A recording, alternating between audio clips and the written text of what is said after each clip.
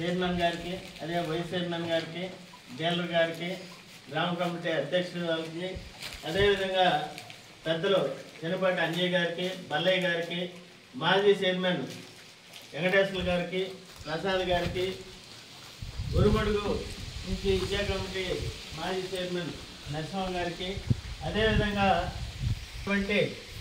ఇక్కడికి ఇచ్చేసినటువంటి మన డాక్టర్ రామయ్య గారికి మీ అందరి తరఫున ధన్యవాదాలు తెలియజేస్తున్నాను. ఇలాంటి దాతలు ఉన్నప్పుడు మన స్కూలు ఏ విధంగా డెవలప్మెంట్ కావడానికి అవకాశం ఉంది.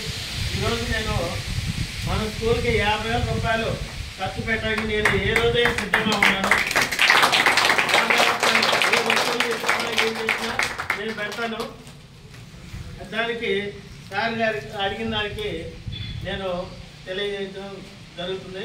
అదేవిధంగా మన కాంపౌండ్ వాళ్ళ పరిధిలో ఉన్నటువంటి ఈ చెట్లు కానీ ఈ తీసేసేటానికి నా బాధ్యత, నా వంతు కృషి చేయటమే కాదు 100% అవి తీసేపించే బాధ్యత నేను తీసుకుంటున్నాను.